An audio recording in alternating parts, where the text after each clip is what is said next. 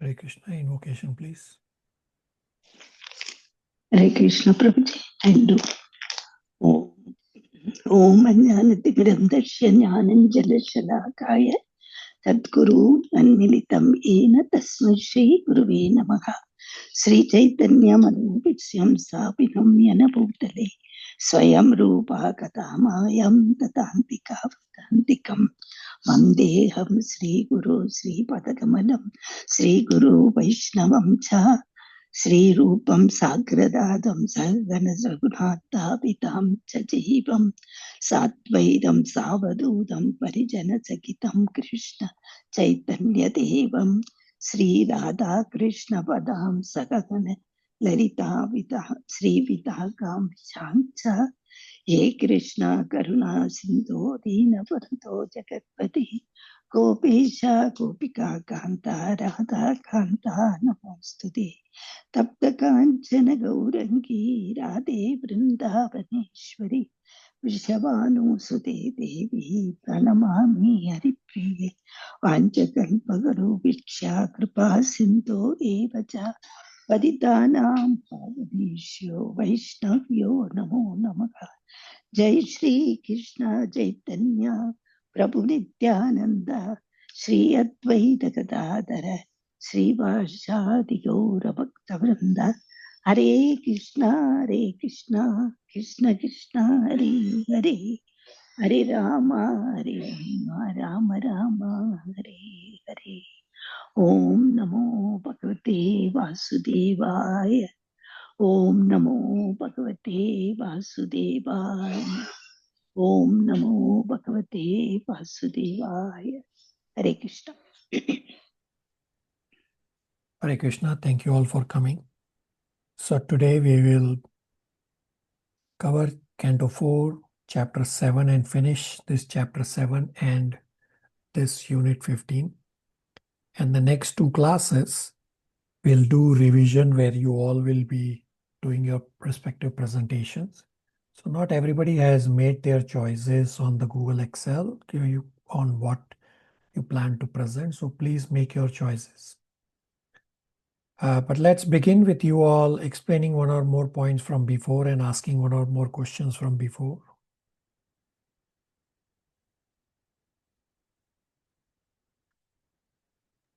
Hare Krishna.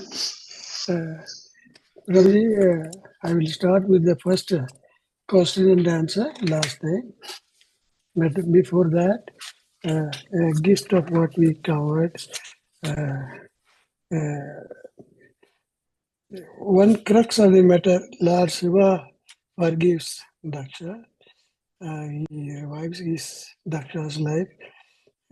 Shiva, greatest despite, he kills Daksha not out of envy, but to punish, to rectify the sins. Like the father pushes the son, Lord Shiva is like a father, he never finished. Yeah. Now, coming to question 1, what general principles Srila Prabhupada draw from the exchange of Daksha's head, that of a goat's head? The exchange of Daksha's head, that of a goat's head, as per the theory of modern sciences, the brain substance is the source of all intelligent work, is not anymore valid. Despite the brain substance of Daksha and that of goat are totally different, Daksha still behaved like before. Conclusively, it is the particular consciousness of our individual soul which directs everything. Brain substance has nothing to do with the real intelligence, which means mind and consciousness are part of the particular soul. Krishna consciousness is to purify consciousness.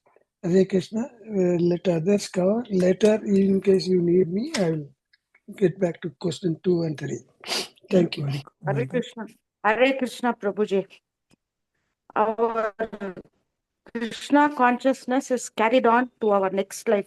in verse 9, we know that our consciousness is all about consciousness. Our consciousness is carried on for many births. Bodily conditions has nothing to do with development of consciousness. Consciousness is carried with the transmigration of soul. All right, very good. Hare Krishna Prabhu.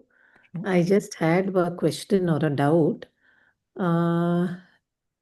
So I understood the example of Daksha who gets a goat head where the consciousness remains the same, his intelligence remains the same, irrespective of the head, earlier a human head and then goat's head. Similarly, Maharaja Bharat also I understood.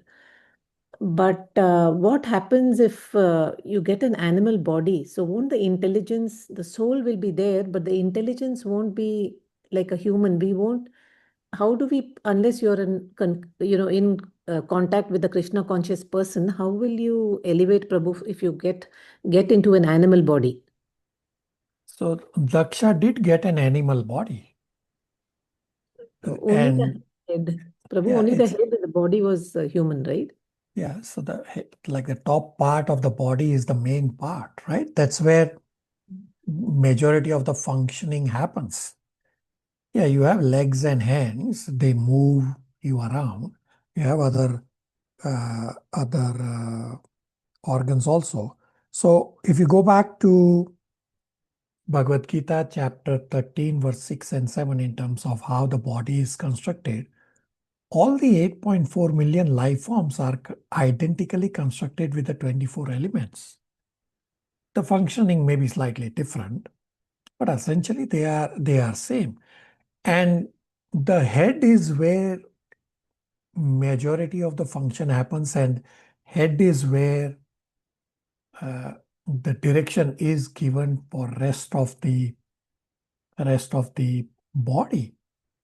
So this is exactly the point being explained in the verse and what Uncle correctly described, that the body doesn't do anything.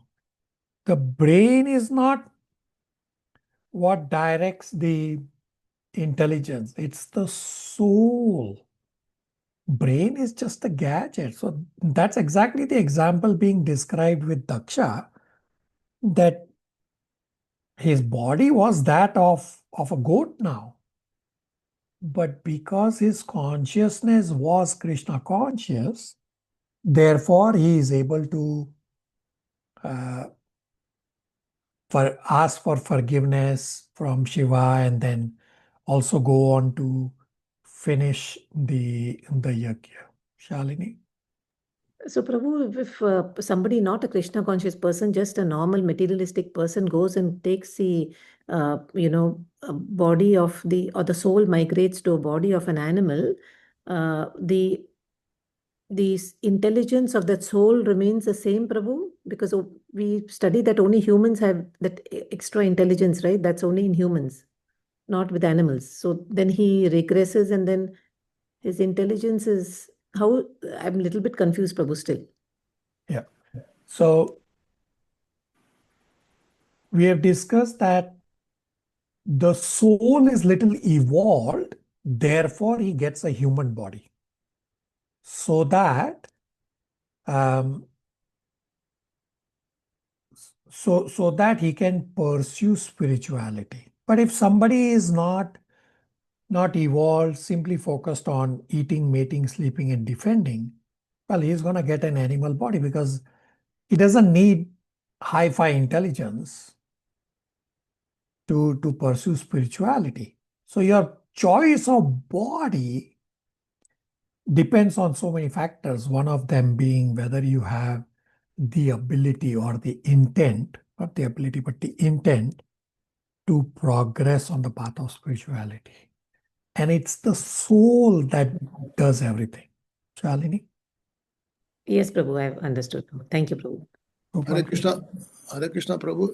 Is maybe God's mercy is also a key, I think, Prabhu, because in Bharat Maharaj's case, he passed away thinking about the deer. He got deer's body, but then finally he got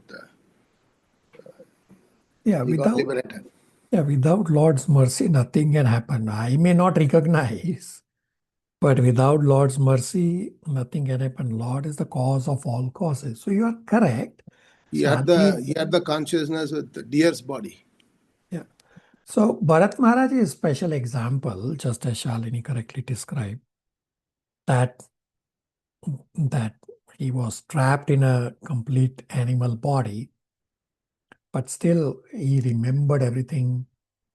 Of course, this is because of Krishna's plan to teach us 8.6 Bhagavad Gita. Shalini, further questions? No, Prabhu. I have understood, Prabhu. Thank you, Prabhu. Okay, very good. Rest of you? Prabhu, the third question, Prabhu. Why did Lord Shiva punish the Daksha? Lord Shiva is known as a Pasupati, protector of the Brahmanas. So, and other living Brahmanas and other living entities, he protects them from the attack of the non-Brahmanas who are against the self-realization process. So Lord Shiva aimed to punish Daksha was neglecting himself,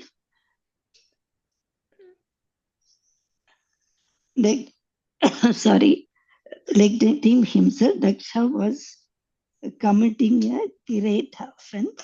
So this punishment was just like that of a cowherd boys who keep the stick of stick to frighten the animals. This is needed because then they cannot reason and argue. Unless there is a rod, they do not obey.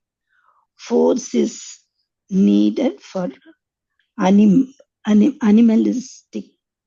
class of men, whereas those who are advanced are convinced by reasons, arguments, and scriptural authorities.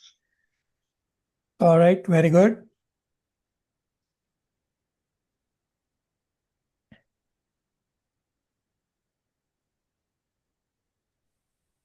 Prabhuji, I seek one clarification regarding transmigration. One transmigrates from A body to B body. The B body also has got a soul. Now what happens, which soul's influence, attitude influences, that's what I want to know. So soul is the same, whether it is in a human body or animal body, means first body or second body. It's the inclination that influences what body you get in the next life. And therefore, Srila Prabhupada has said that this life is preparation for your next life. So if my inclination is to pursue spirituality, well, then I will get a spiritual body or a body where spirituality is possible. But if my inclination is to associate with lower modes, well, that's the type of body I'm going to get. Uncle? Got it. Thank you. Rest of you?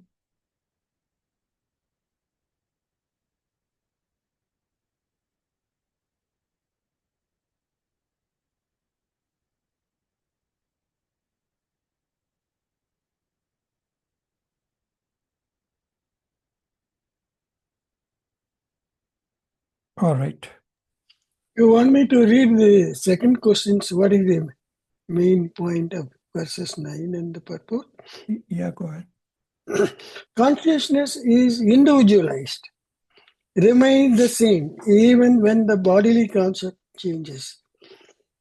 The key factor is consciousness is carried with this transmigration of the soul.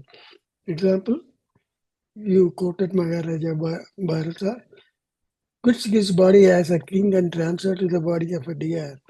because he was thinking of a deer at the time of his death.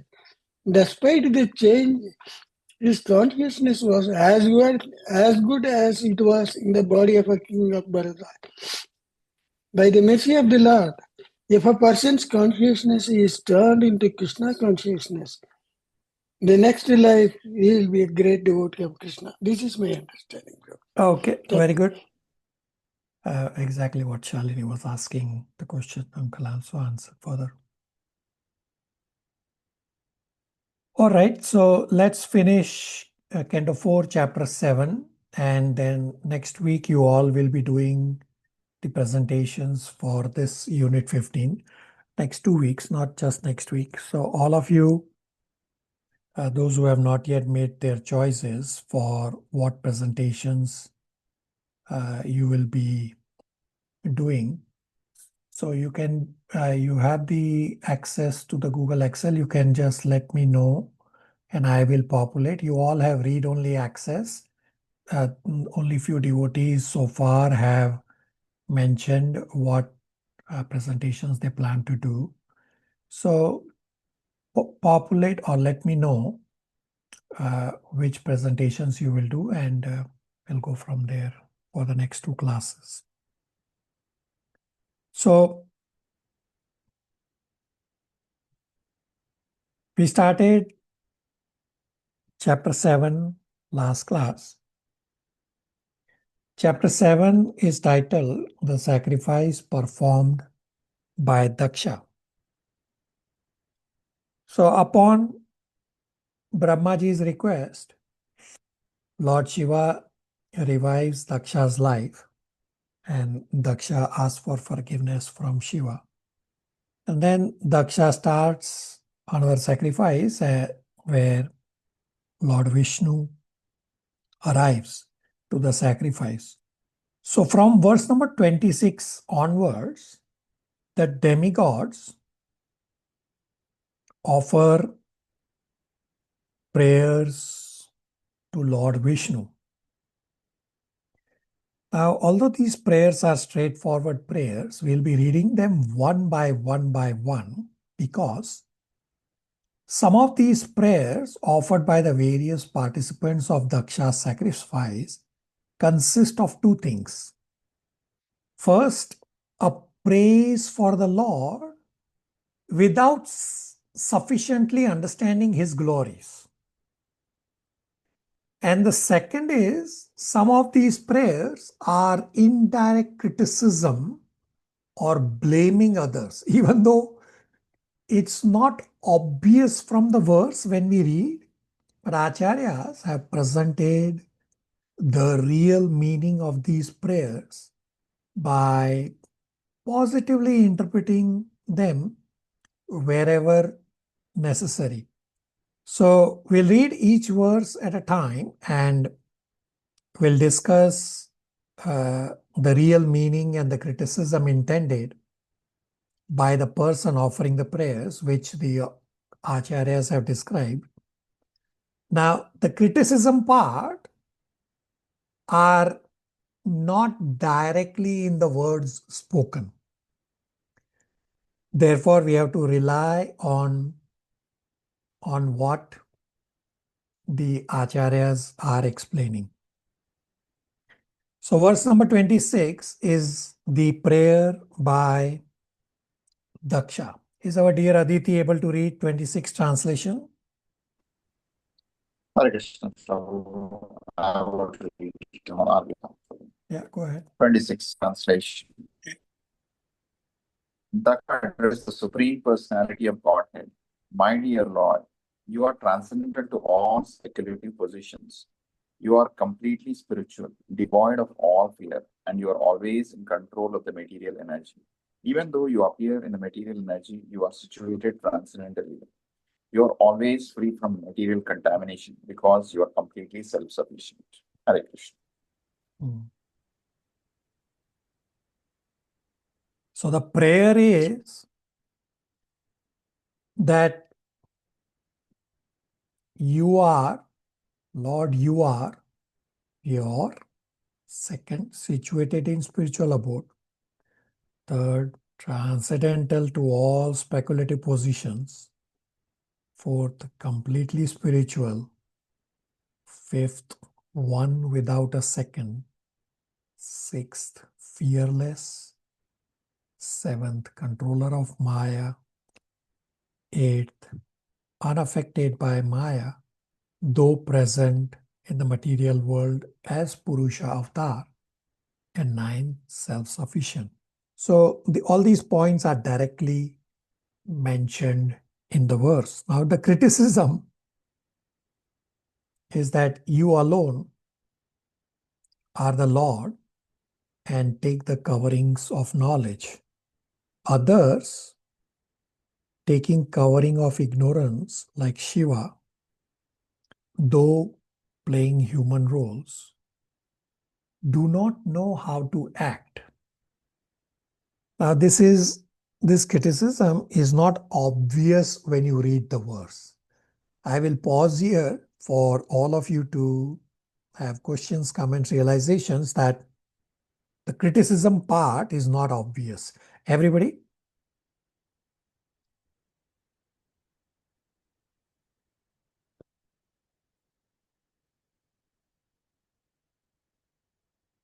Yes, no?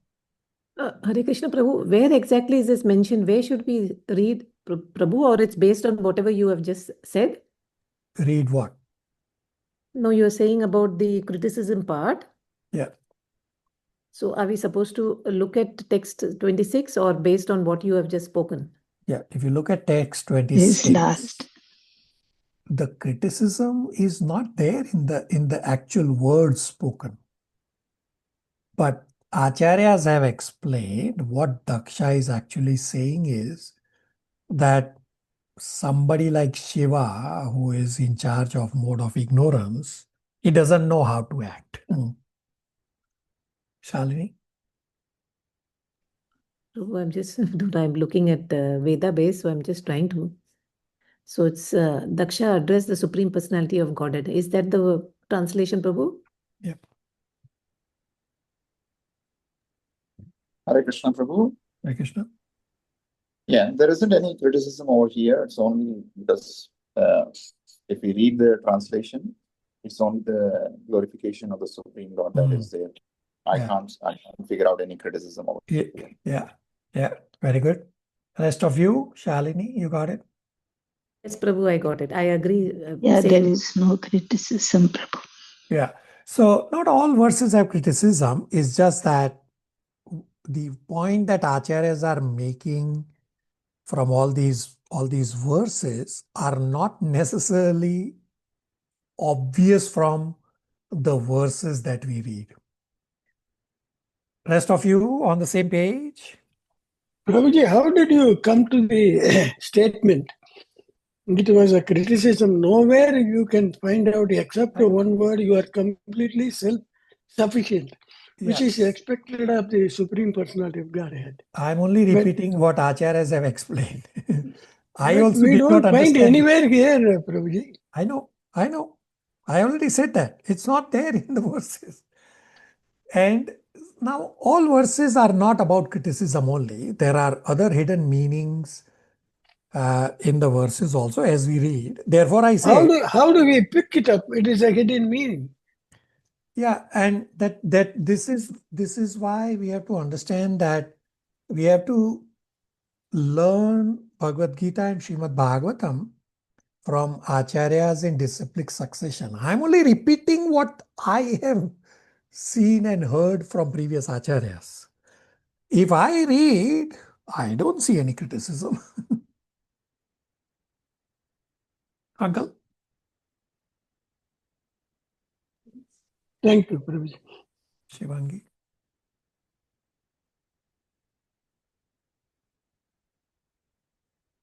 No questions, Prabhuji.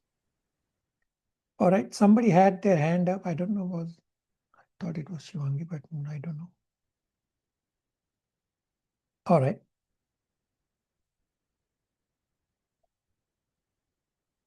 Okay, so the next is verse 27 is prayers by Rishi. Shivangi, 27 translation.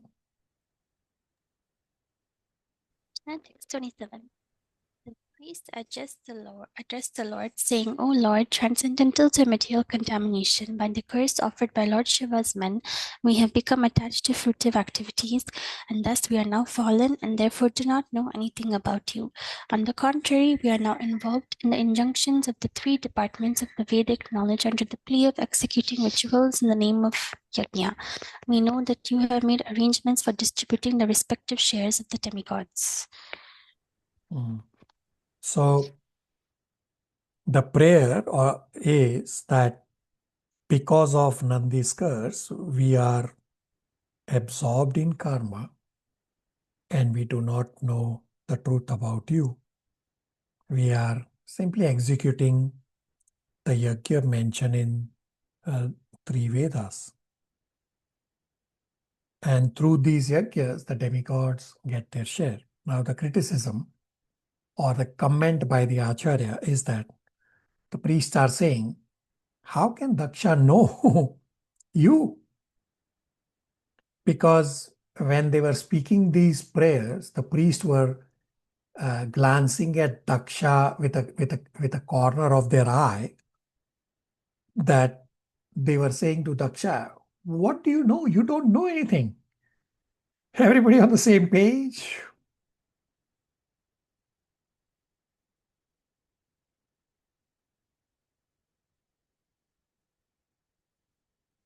All right. Mother Jija will read verse 28 translation. So 28 is prayers by members in the assembly.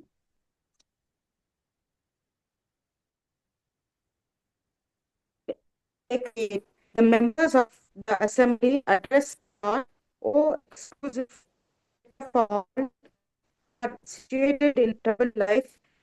In this formidable fort of the existence, the time element is always looking for an opportunity to strike. The world is full of this so-called distant happiness, and many precious animals always red cut. The fire of lamentation is blazing, and the minute of fox happiness is alive. But one has no shelter. Chalini, you want to read 28 again? Mother Jija's voice was not clear. Yes, Prabhu. Hare Krishna. The members of the assembly address the Lord. O exclusive shelter for all who are situated in troubled life, in this formidable fort of conditional existence, the time element, like a snake, is always looking for an opportunity to strike. This world is full of ditches of so-called distress and happiness, and there are many ferocious animals always ready to attack. The fire of lamentation is always blazing, and the mirage of false happiness is always alluring, but one has no shelter from them. Thus, foolish persons live in the cycle of birth and death, always overburdened in discharging their so-called duties, and we do not know when they will accept the shelter of your lotus feet. Hare Krishna. So the prayer is that when will a person moving on this troublesome path of samsara, which is full of fear of wild animals, forest fire of lamentation, mirage of material happiness, fearful snake of time, afflicted by lust, when will they take shelter of your lotus feet? And the comment by Acharyas on this verse is that Daksha and the priests are criticized, and the members in the assembly are saying that if Daksha does not surrender unto you, O Lord, then what can you do, O Lord? Daksha is just thirsty for material sense objects. Questions?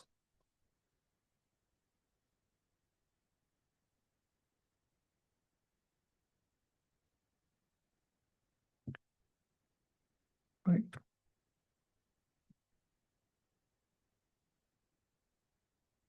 Mother Chandra Aunty will read 29 is the prayer by Lord Shiva.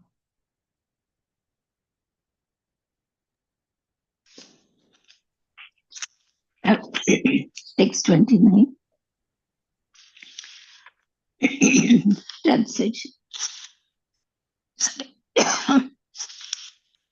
Lord Shiva said, "My dear Lord, my mind and consciousness are always fixed on your lotus feet, which are as the source of all benediction and the fulfillment of all desires, are worshipped by all liberated great sages because your lotus feet are worthy of worship.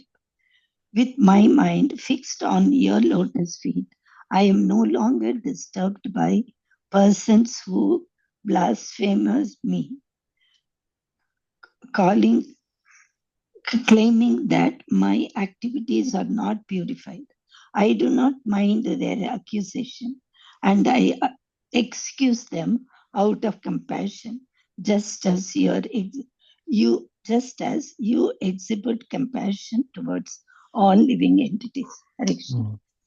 So Lord Shiva's prayer is that my mind is fixed on your lotus feet, which as the source of all benedictions are worshipped even by liberated great sages, as the lotus feet are worthy of worship.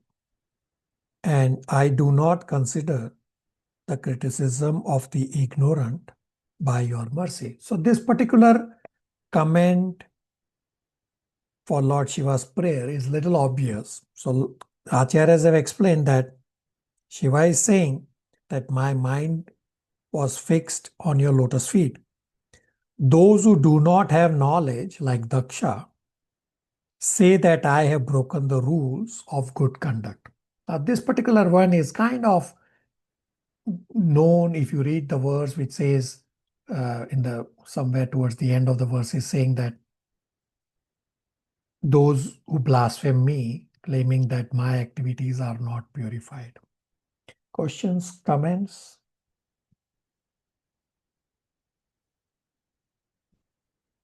All right. Verse number 30 is the prayer by Brigu.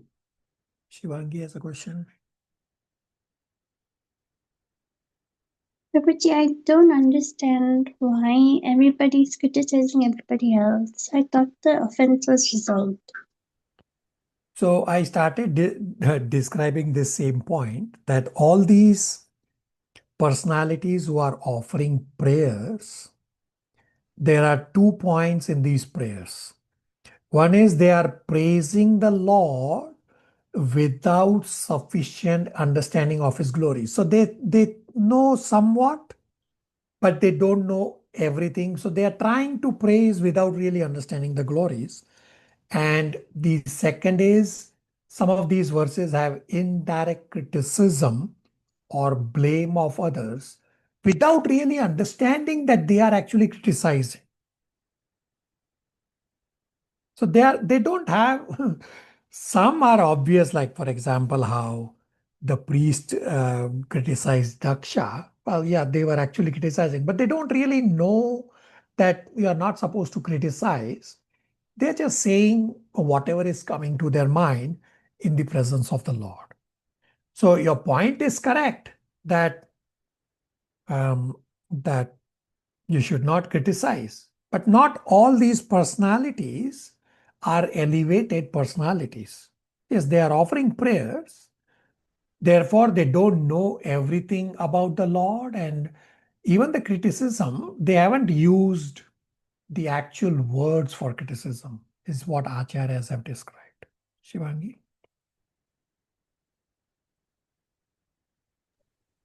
Does that mean they didn't commit any offenses? So that is a little difficult to answer because actions are by body, minds, and words. Even thinking for something wrong, it still becomes an offense.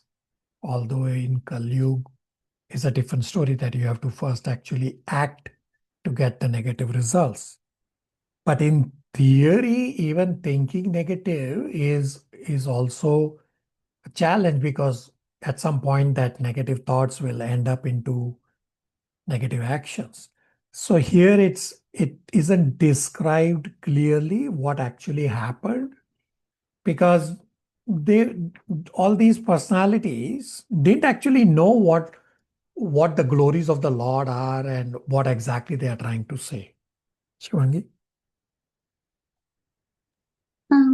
Okay, Prabhuji. Okay. Somebody else also wanted to ask. Yes, Prabhu, I just wanted to ask. So, even in Lord Shiva's prayers, clearly we can make out, Prabhu, when he's saying that I'm no longer disturbed by persons who blaspheme me, claiming that my activities are not purified. So, we have directly heard Daksha saying all this, no, Prabhu? Yeah, so you are correct. Now, what I said is Acharyas have described that some are criticism and some are comments. So Lord Shiva is not criticizing Daksha. This comment is not necessarily obvious from many of the verses, except for the Lord Shiva's verse 29, where it is little bit obvious as to what Lord Shiva is saying. That Lord Shiva is simply repeating a point that he is not offended by somebody like Daksha, that where Daksha thinks that Shiva has broken the rules. Shalini? Yes, Prabhu. Thank you, Prabhu. Right, so I also described that Acharya's comments on each of the prayers is either a comment or a hidden criticism, depending on who is speaking. Everybody on the same page? Yes, Prabhu. Yes. All right, verse number 30 is Bhrugu's prayer. Dipanshu Prabhu. Yes, Prabhu. Hare Krishna. Text 30. Shri Bhrigu said, My dear Lord, all living entities, beginning from the highest, namely Lord Brahma, down to the ordinary ant, are under the influence of insurmountable spell of illusionary energy, and thus they are ignorant of their constitutional position. Everyone believes in the concept of the body, and all are thus submerged in the darkness of illusion. They are actually unable to understand how you live in every living entity as the super soul, nor can they understand your absolute position. But you are the eternal friend and protector of all surrendered souls. Therefore, please be kind toward us and forgive all our offenses. So Bhrigu is saying that please forgive us. He's using the word us. Please forgive us for our behavior, because even people like Brahmaji, Shiva, and myself are covered by ignorance and cannot understand the truth about you. So Acharyas have commented that Bhrigu is saying even Brahmaji, Shiva do not know the truth about you, and in ignorance, even these personalities, they say, I know. So here, Bhrigu is not talking about Shiva as Sadashiva, but here it is Shiva as the demigod Shiva. And these are very finer details which are not easy to know just by the simple read. Questions, comments?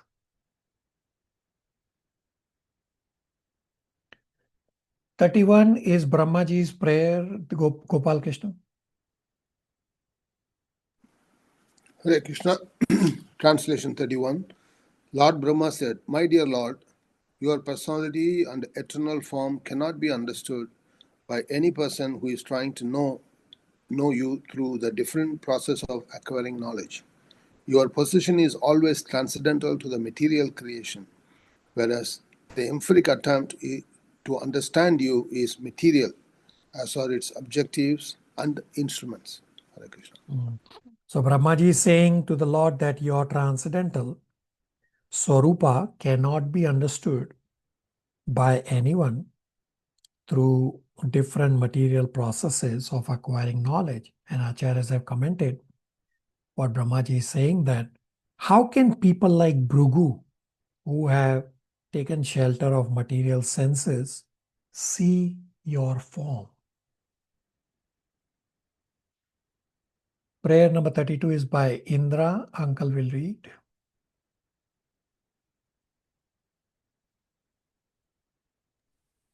Hare Krishna. Prayer number 32. Translation.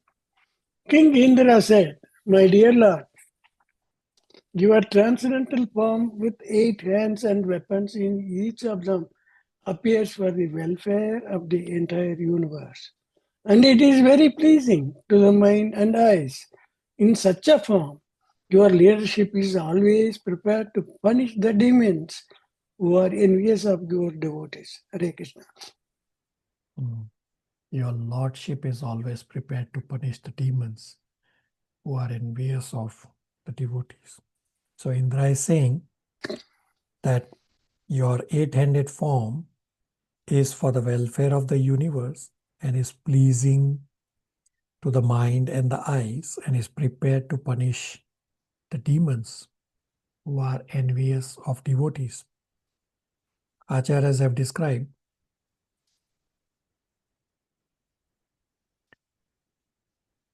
by your indescribable mercy, we are able to see your form. And this is Indra is saying based on what Brahmaji said before, that how can anyone know you by material senses? And therefore Indra is speaking based on what Brahmaji spoke. If you actually look at Brahmaji's previous prayer from verse 31, Brahmaji is saying what Bhrigu said. So Indra is saying what Acharyas have commented, that by your indescribable mercy, we are able to see your form. Verse 33 is prayer by wives of the performers of sacrifice. Is Kalyani able to read 33 translation? Hare Krishna. She isn't there today. I'll read it out. The wives of the performers of the sacrifice said, "My dear Lord, this sacrifice was arranged under the instruction of Brahma. But unfortunately, Lord Shiva, being angry at Daksha, devastated the entire scene. And because of his anger, the animals meant for sacrifice are lying dead. Therefore, the preparations of the yajna have been lost.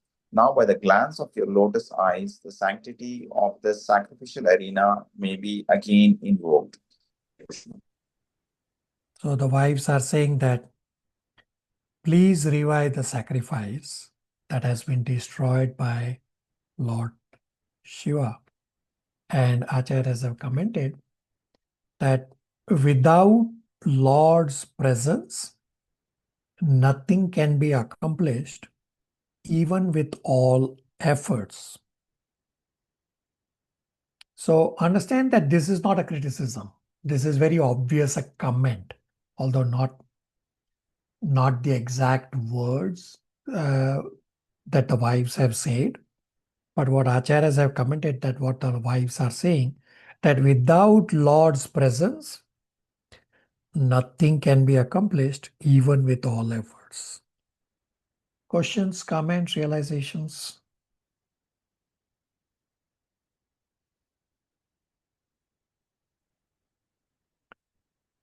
Verse 34 is the prayer by sages. Mother Jija will read translation. Verse 34. Translation. The sages prayed, "Dear Lord, your activities are most wonderful, and although you do everything by your different potencies, you are not at all attached to such activities. You are not even attached to the goddess of fortune, who is worshipped by the great demigods like Brahma, who pray to achieve her mercy." Hare Krishna. So the prayer is that your activities are astounding. You perform actions by your potencies, but you are not contaminated by them. You are not even attached to Lakshmi or wealth. And Acharyas have commented that all other performers of action are attached to the results.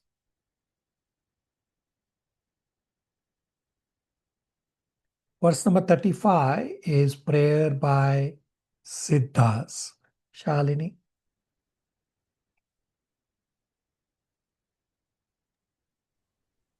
Hare Krishna. The Siddhas prayed, like an elephant that has suffered in the forest fire but can forget all his troubles by entering a river, our minds, O Lord, always merge in the nectarian river of your transcendental pastimes, and they desire never to leave such transcendental bliss, which is as good as the pleasure of merging in the Absolute. Hare Krishna.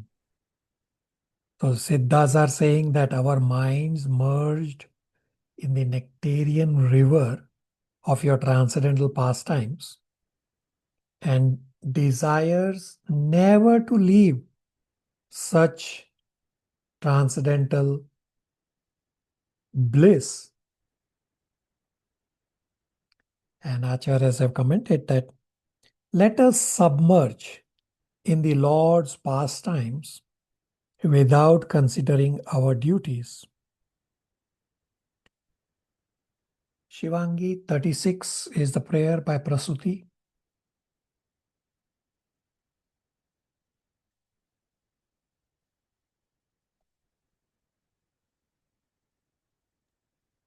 Hare Krishna, text 36. The wife of Daksha prayed as follows: My dear Lord, it is very fortunate that you have appeared in this arena of sacrifice. I offer my respectful obeisances unto you, and I request that you be pleased on this occasion. The sacrificial arena is not beautiful without you, just as the body is not beautiful without the head. So Prasuti is saying that, Lord, be pleased with us. Without your presence, the sacrifice is not auspicious, just as a headless body. And Acharya's comment is that without you, O Lord, the sacrifice is not complete.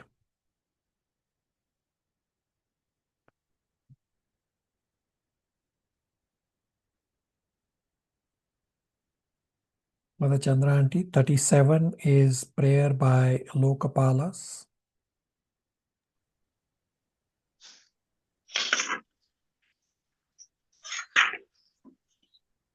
One second. Yes. Text 37, translation. The governors of various planets spoke as follows. Dear Lord, we believe only in our direct perception, but under the circumstances, we do not know whether we have actually seen you with our material senses. By our material senses, we can simply perceive the cosmic manifestation, but you are beyond the five elements. You are the sixth. We see you, therefore, as a creation of material world. Hare Krishna.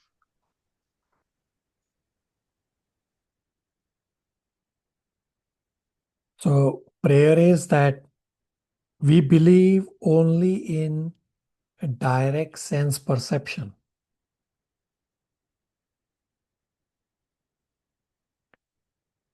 And see you as creation of material world, although you are beyond the five elements. So you see, this is an example that they don't really know 100% because they are seeing through their material senses. And acharyas have commented that those who think your form is material, they do not see you.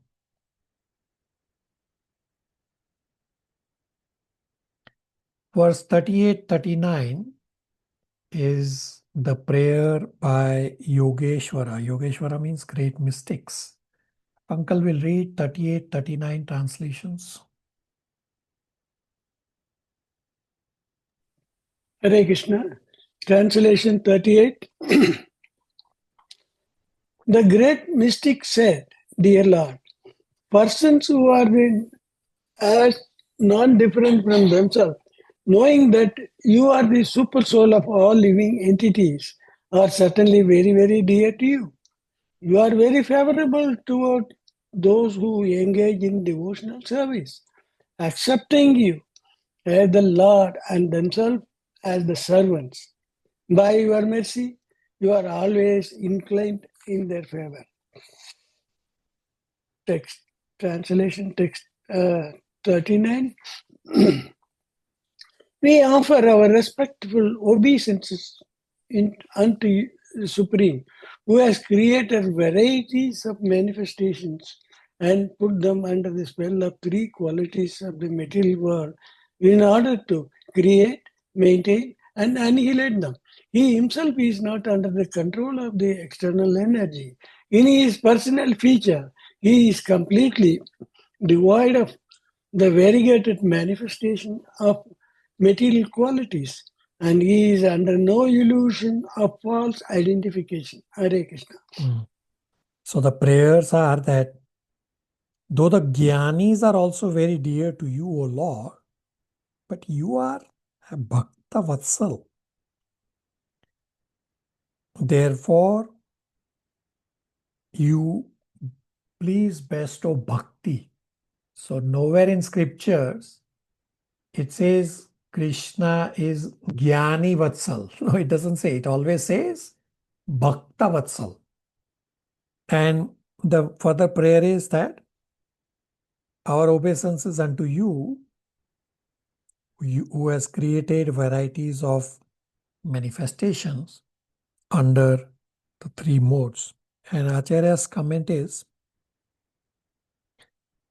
you are most affectionate to the devotees, O my Lord. You are not affectionate to Gyanis in the same way. Verse number 40 is prayer by Vedas personified. Dipanshu.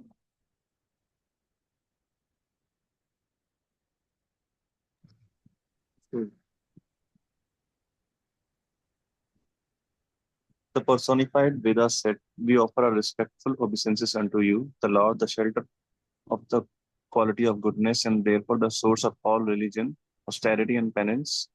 For you are transcendental to all material qualities, and no one knows you or your actual situation. Hare Krishna. Prayer is that though you are shelter of mode of goodness, you actually are nirguna and cannot be known even by the Vedas.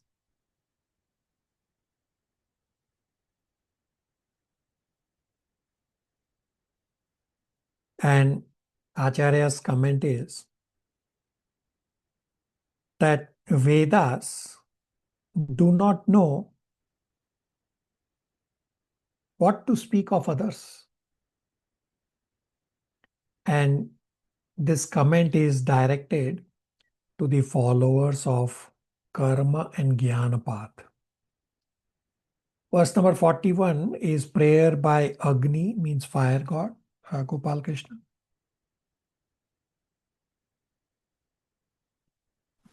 Hare Krishna. Text 41 translation.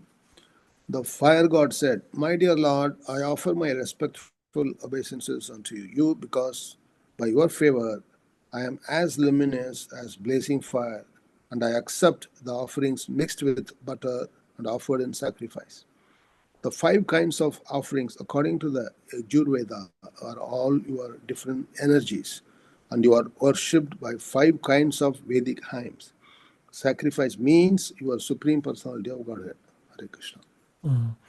So prayer is that respects unto you, O Lord, who is sacrifice personified, and by whose power I, Agnidev, I am bright with fuel, and I carry the sacrificial oblations.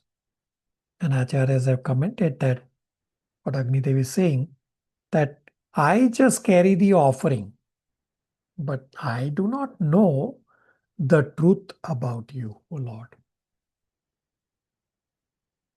Sridhar Prabhu, 42 is prayer by demigods.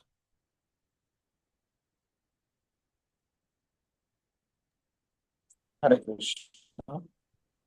The demigod said, Dear Lord, formerly when there was a devastation, you conserved all the different energies of material manifestation. At that time, all inhabitants of the higher planets, represented by such liberated souls as Sanaka, were meditating on you by philosophical speculation. You are therefore the original person, and you rest in the water of devastation on the bed of Shesha's snake. Now today, you are visible to us for all your servants. Please give us protection. So the prayer is, you are protector, maintainer, and destroyer of this universe. Please protect us. We are your servants, and we now see you by your mercy. And Acharya's comment is that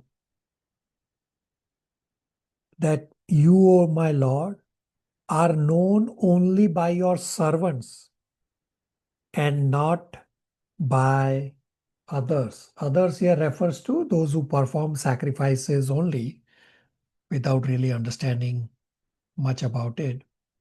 And they cannot know the Lord. Mother Jija, 43 is prayer by Gandharvas.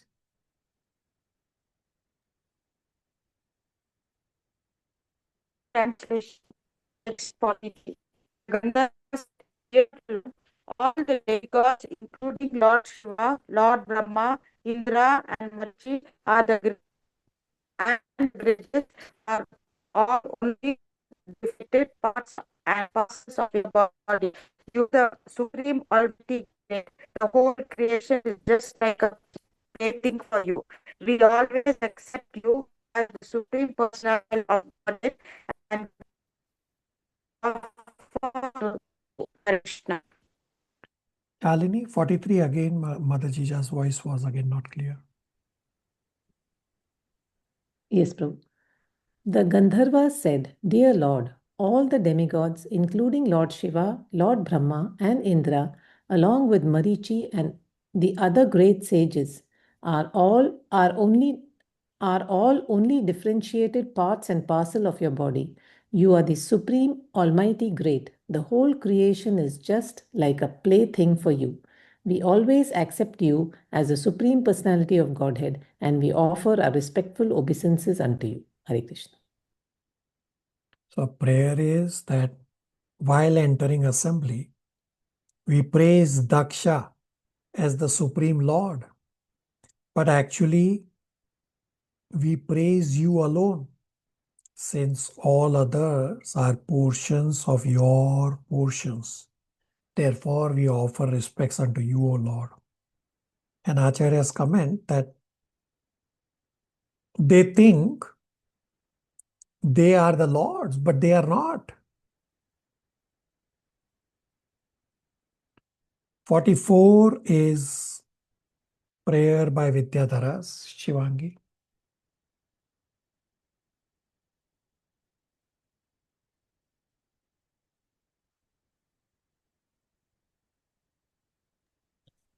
Hare Krishna, text 44.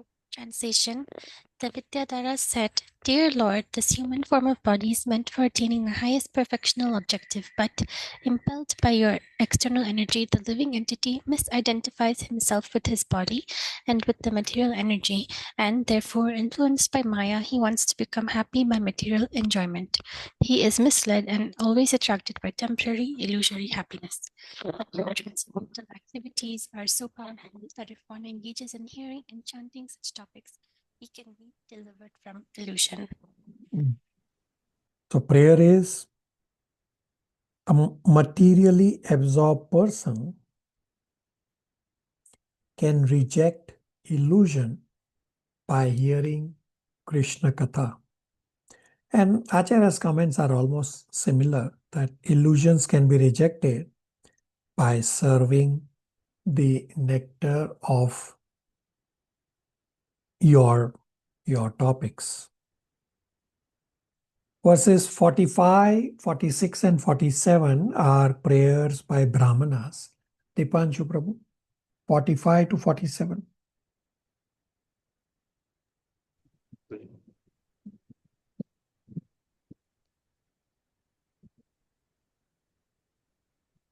verse 45.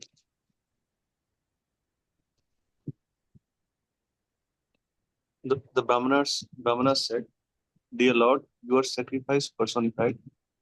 You are the offering of clarified butter. You are the fire. You are the chanting of Vedic hymns by which the sacrifice is conducted. You are the fuel. You are the flame. You are the kushagras, and you are the sacrificial pots. You're the priest who perform the yagna.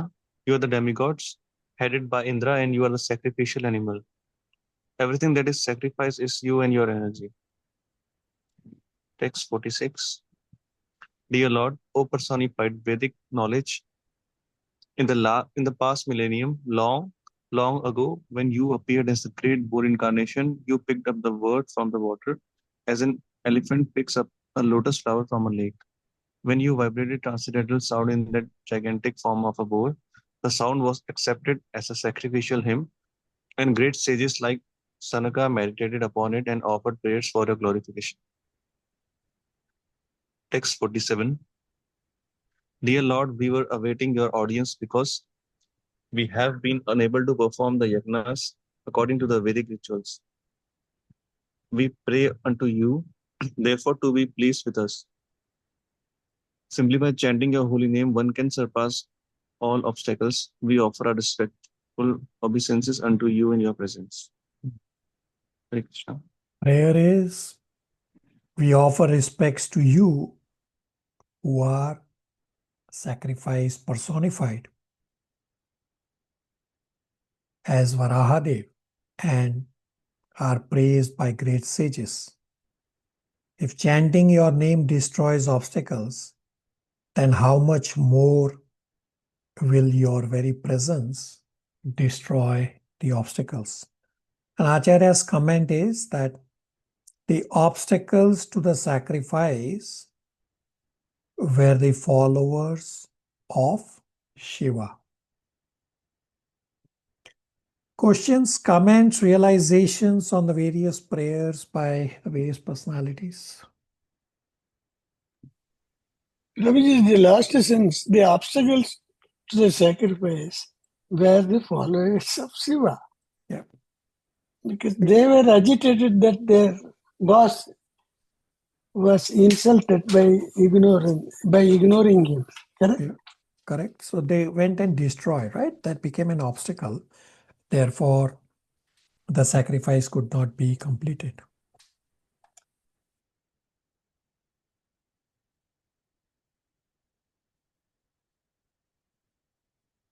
Rest of the verses of this chapter are straightforward, and from verse 48 to 54 is part 5. Title is The Lord Instructs Daksha. Gopal Prabhu, 48-49 translation. Hare Krishna. Text 48 translation. Sri Maitreya said, after Lord Vishnu was glorified by all present, Daksha, his consciousness purified, arranged to begin again the yajna which had been devastated by the followers of Lord Shiva. Text 49 translation. Maitreya continued, by dear sinless Vidura, Lord Vishnu is actually the enjoyer of the results of all sacrifices. Yet, because of his being the super soul of all living entities, he was satisfied simply with his share of the sacrificial offerings. He therefore addressed Daksha in a pleasing attitude. So now Lord speaks that there is no difference between Lord, Brahmaji and Shiva, because all jivas are his Tatast Shakti. Only ignorant people see these differences. Uncle will read 50, 51, 52 translations.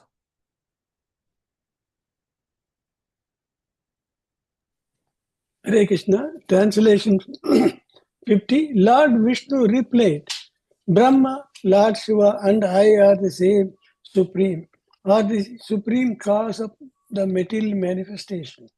I am the super soul, the self-sufficient witness, But impersonally, there is no difference between Brahma, Lord Shiva, and me. Text 51. The Lord continued, my dear Daksha, Devija, I am the original personality of Godhead. But in order to create, maintain, and annihilate this cosmic manifestation, I act through my material energy and according to the different grades of activity.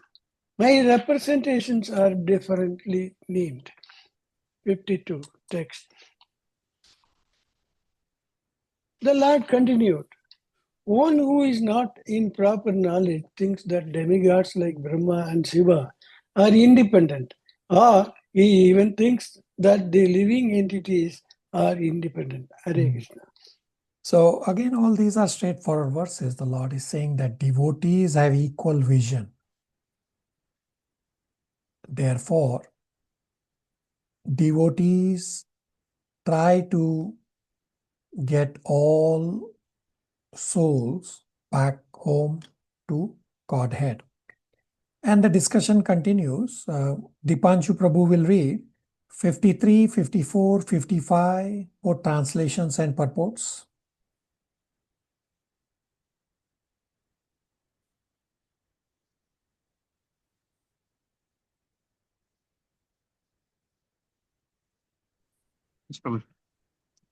A person with average intelligence does not think the head and other parts of the body to be separate. Similarly, my devotee does not differentiate Vishnu, the all-pervading personality of Godhead, from anything or any living entity. Text 54. The Lord continued. Purports also, please, for all three. Perfect. Whenever there is a disease in any part of the body, the whole body takes care of the ailing part. Similarly, a devotee's oneness is manifested in his compassion for all conditioned souls. Bhagavad Gita 5.18 says, Pandita Samadarshina. Those who are learned see everyone's conditional life equally. Devotees are compassionate to every conditioned soul, and therefore they are known as Parakya Buddhi. Because devotees are learned and know that every living entity is a part and parcel of the Supreme Lord, they preach Krishna's consciousness to everyone so that everyone may be happy. If a particular part of the body is diseased, the whole attention of the body goes to that part. Similarly, devotees care for any person who is forgetful of Krishna and therefore in material consciousness. The equal vision of the devotee is that he works to get all living entities back home, back to Godhead. Text 54. The Lord continued, one who does not consider Brahma, Vishnu, Shiva, or the living entities in general to be separate from the Supreme, and who knows Brahman actually realizes peace. Other do not. Prabhuji, purport also? Yeah.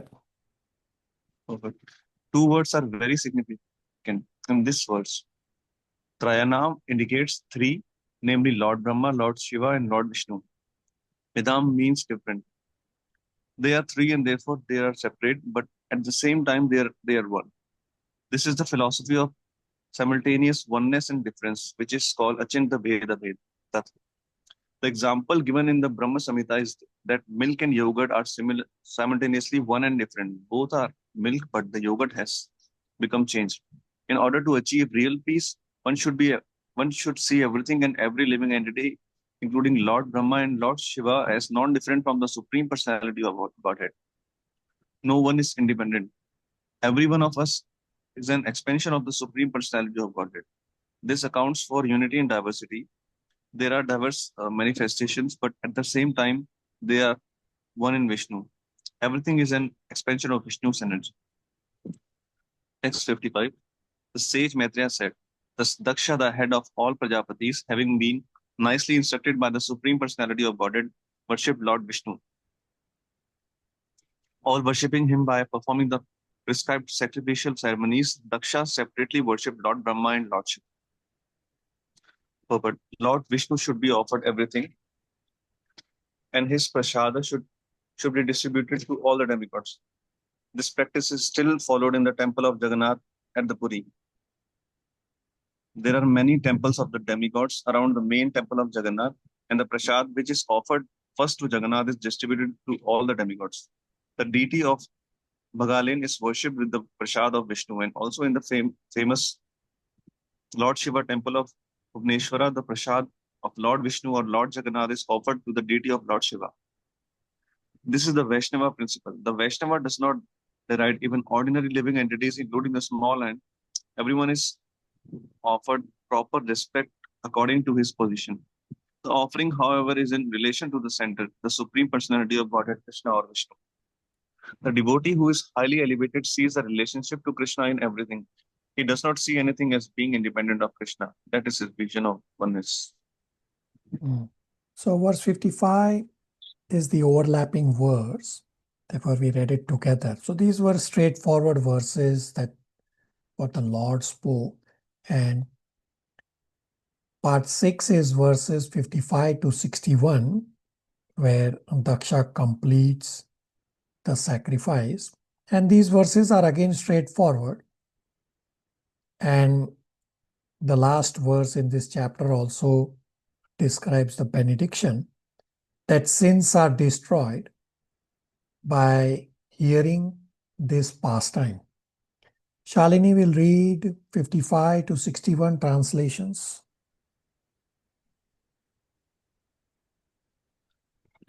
Prabhuji, sorry, 1 minute. Text 55. The sage Maitreya said, thus Daksha, the head of all Prajapatis, having been nicely instructed by the Supreme Personality of Godhead, worshipped Lord Vishnu. After worshipping him by performing the prescribed sacrificial ceremonies, Daksha separately worshipped Lord Brahma and Lord Shiva. Text 56. With all respect, Daksha worshipped Lord Shiva with his share of the remnants of the yajna. After finishing the ritualistic sacrificial activities, he satisfied all the other demigods and the other people assembled there. Then, after finishing all these duties with the priests, he took a bath and was fully satisfied. Text 57. Thus, worshipping the Supreme Lord Vishnu by the ritualistic performance of sacrifice, Daksha was completely situated on the religious path. Moreover, all the demigods who had assembled at the sacrifice blessed him that he might increase his piety, and then they left. Text 58. Maitreya said, I have heard that after giving up the body she had received from Daksha, Dakshayani, his daughter, took her birth in the kingdom of the Himalayas. She was born as the daughter of Mena. I heard this from authoritative sources. Text 59. Ambika, goddess Durga, who was known as Dakshayani, Sati, again accepted Lord Shiva as her husband, just as different energies of the Supreme Personality of Godhead act during the course of a new creation. Text 60. Maitreya said, my dear Vidura, I heard this story of the Daksha Yajna, which was devastated by Lord Shiva from Uddhava, a great devotee and a disciple of Brahaspati. Text 61. The great sage Maitreya concluded, if one hears and again narrates with faith and devotion this story of the Daksha Yajna as it was conducted by the Supreme Personality of Godhead, Vishnu, then certainly one is cleared of all contamination of material existence, O son of Kurup. Hare Krishna. So, straightforward verses, and couple of verses also answered Shivangi's earlier question about Sati. What happened to Sati? We read that Sati immediately took next body as Durga and again accepted Shiva as the husband. Shivangi has a question. I just want to know if Menaka is the same person who's Shakuntala's mother. I don't know the answer right now. I don't like that is. I cannot answer right now.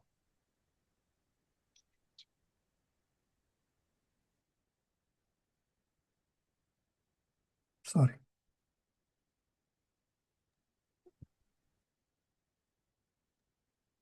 May not be Prabhu. So because I think what Mataji is referring to is Vishwamitra, because when Vishwamitra was doing a tapasya, so Indra sends Menaka and then he disturbs Vishwamitra's prayer or tapasya, and then he unites with her, and then the child Shakuntala is born. As far as I remember, Menaka is one of the Apsara in King Indra's palace. Yeah. But the relationship is not the right indication. Mother Durga, what he's referred over here is not the Menaka that is there as an Apsara in King Indra's palace. Hare Krishna. Yeah, thank you. The name here is Meena Prabhu, Meena, not Yeah, Menaka. so Meena is actually Menaka. If you go to 58 purport, Gopal Prabhu, read 58 purport. Hare Krishna. Meena is also known as Menaka and is the wife of the king of the Himalayas. Right, so this Menaka is the king of Himalayas. Potentially, what Srila Prabhu is describing is correct, that the Menaka as the Apsara could be different. I don't know. So I will not speculate. We'll just park that question. Shivangi, okay with that? Yes, Prabhuji. Questions, comments, realizations?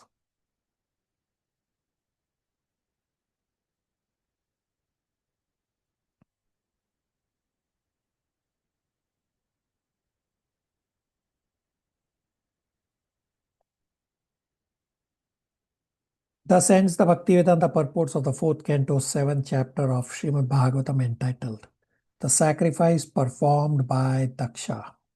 Homework questions. What can be understood from the statement of Lord Shiva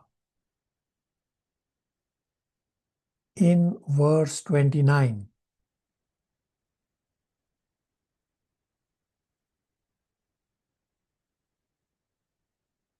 Second,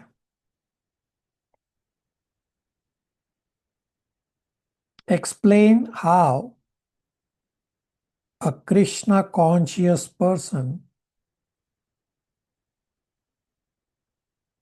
is the best performer of yajna. Comes from verse number 41 and 45. Number 3, briefly explain the philosophy taught by Lord Chaitanya that Krishna is simultaneously one and different from his energies. Comes from verse 45.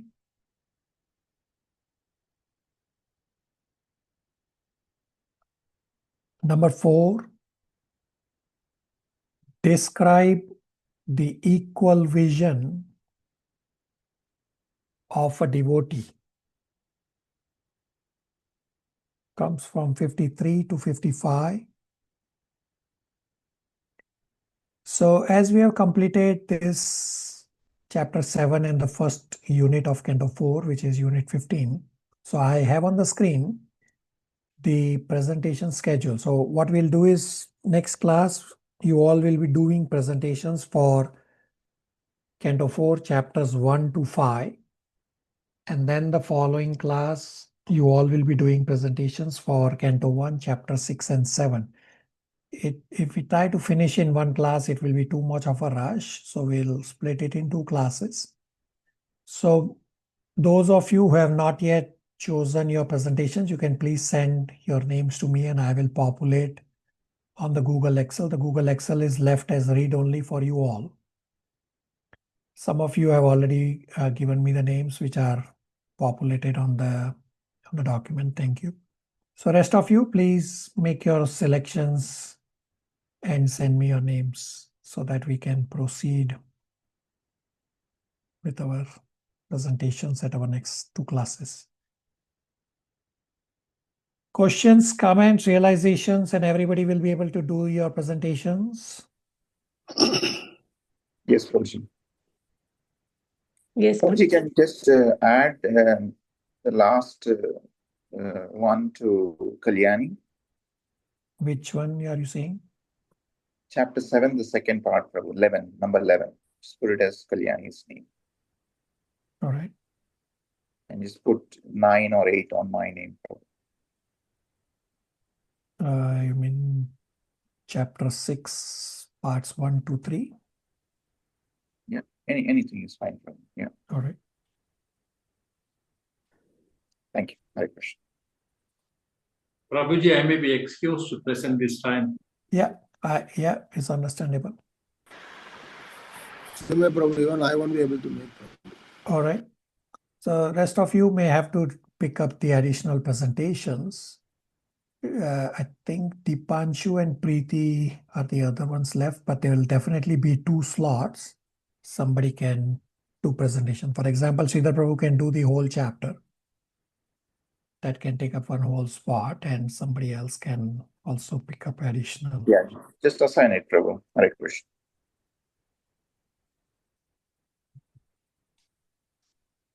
All right.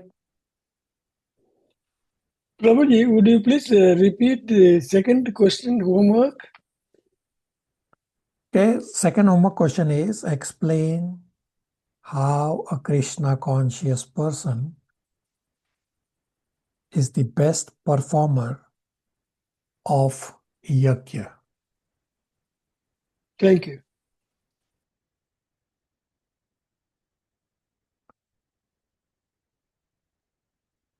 Krishna, everybody will stop here. Hare Krishna. Hare Krishna. Thank you, Prabhu. Hare Krishna. Thank you, Prabhu.